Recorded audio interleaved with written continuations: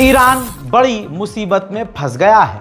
मैंने आपको कल अपडेट एक दिया था कि ईरान के अंदर पानी की किल्लत है। सरकार ने रिक्वेस्ट की है लोगों से कि पानी कम इस्तेमाल करें। हजरात, अब ये रिपोर्ट आई है।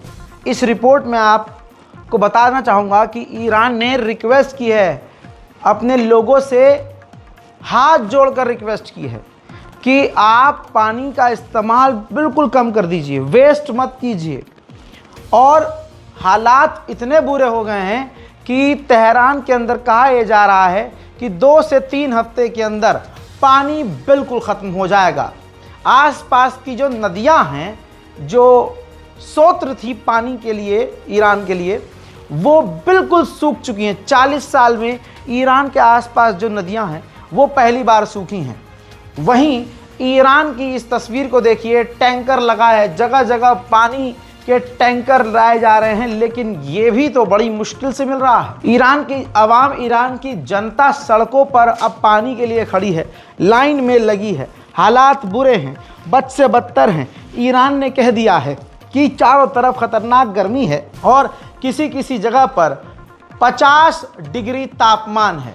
तो जाहिर है ईरान अब अपने ही घर में बड़ी मुसीबत में घिर गया है। ईरान के खुद के जो अखबार हैं नेशनल लेवल के, उनके हेडलाइंस मैं आपको अलग अलग उनके पेपर्स के साथ दिखा रहा हूं। ये देखिए, जैसे कि मरदौम सैलारी ने लिखा है कि तेहरान में सबसे बुरी कंडीशन आ गई है पानी को लेकर, तो पानी बर्बाद ना करें।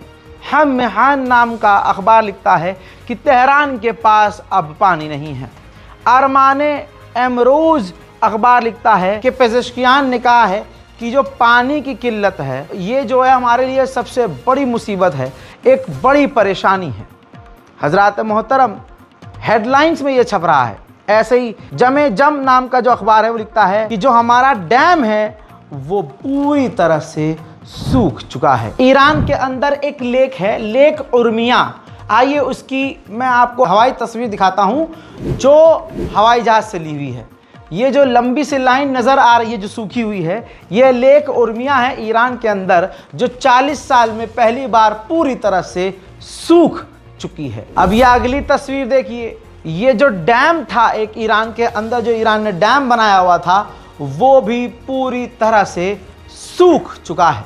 तो आप इन तस्वीरों को देख के समझ सकते हैं कि हालात कितने ख़राब हो चुके हैं ईरान के। ईरान की राजधानी तेहरान है और आप सोचिए कि देश, ये ईरान कितने बड़े क्राइसिस से, वाटर क्राइसिस से गुजर रहा है कि एक दिन के लिए तेहरान को बंद कर दिया है गवर्नमेंट ने। जी हाँ, पूरी तरह से राजधानी को बंद कर दिया है क्योंकि पानी की इतनी बड़ी किल्लत है।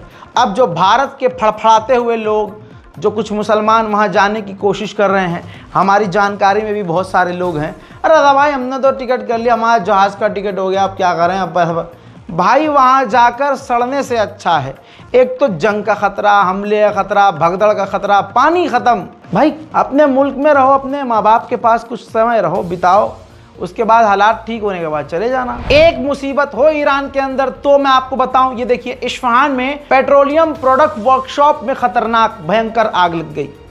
अब इसकी जानकारी आगे नहीं है कि ये हमला था, ब्लास्ट था, केमिकल था, केमिकल में आग लगी, क्या हुआ नहीं पता, लेकिन ये तमाम चीज़ें ईरान के अंदर हो रही हैं। वहीं ईरान के मेंबर ऑफ पार्लियामेंट मारे गए।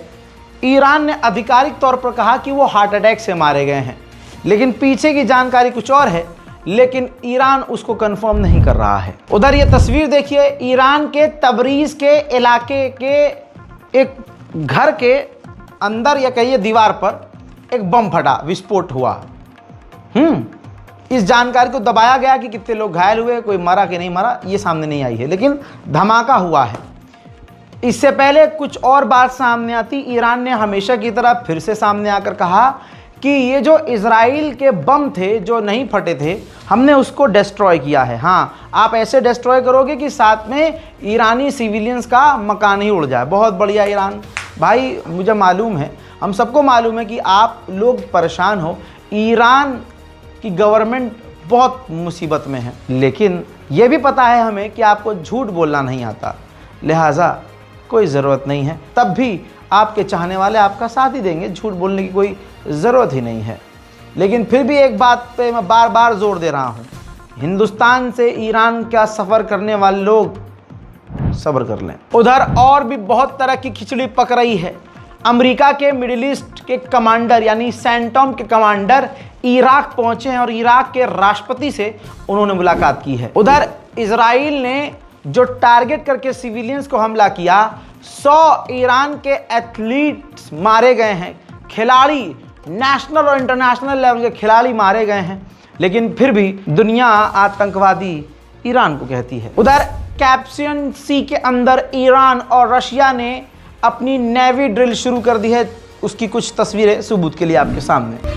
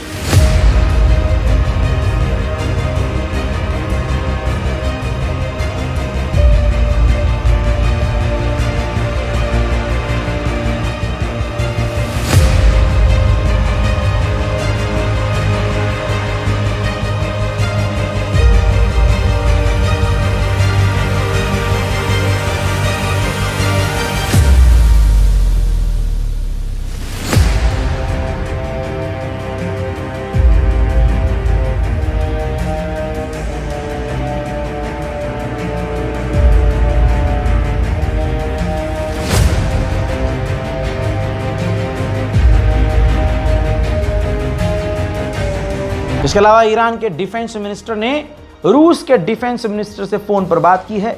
मिडिल ईस्ट में खिचड़ी तो ईरान के खिलाफ पक रही है। अब नहीं पता, मुझे तो पर्सनली रशिया पर भरोसा नहीं है, लेकिन जो सबूत है मजबूरी में वो मुझे बताना ही है।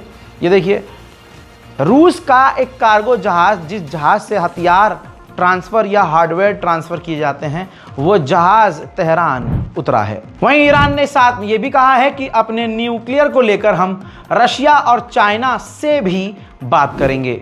ईरान के अंदर ईरान ने कई इलाकों में मूसाद के और भी जासूसों को गिरफ्तार किया है। उधर ईरान ने दावा किया है कि हमने एक सैटेलाइट लॉन्च का सफल परीक्षण किया है, जो आगे हमारे लिए बहुत काम आने वाला है। उधर में दोस्तों, ईरान ने आधिकारिक तौर पर इजराइल की निंदा की है, जो गाजा के अंदर उसने खाना पानी सब रोक दिया और जिसकी वजह से हजारों भूखे लोग मारे गए हैं। जोज ابراز انزجار و تأثیر و تأسف شدید از آنچه که در فلسطین اشغالی میگذره. در غزه در 2 سال گذشته ما شاهد یک نسل کشی بی سابقه و هولناک در سرزمین های اشغالی فلسطین بودیم.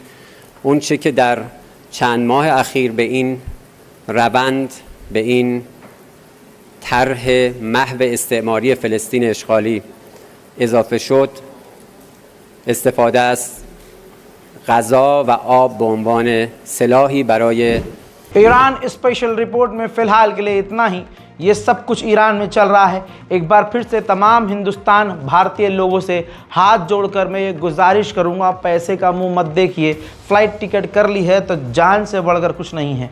एक तो वहाँ पानी नहीं है, दिक्कत बहुत ज़्यादा है, एसी तक काम नहीं कर रहा है, किसी किसी इलाके में 50 डिग्री सेल्सियस गर्मी है। हालात बहुत बुरे हैं, जंग का ख़तरा है और एक बार जंग हो गई एयर स्पेस बंद हो जाएगा, वहीं के वहीं फंस जाओगे। यहाँ तुम्हारे माँ बाप का दिल मुंह को आएगा। उन माँ बाप को भी सोचना चाहिए और आपको भी सोचना चाहिए कि ऐसी कंडीशन में अपने घर में अपने परिवार के साथ रहें तो आपके लिए ज़्यादा बेहतर है।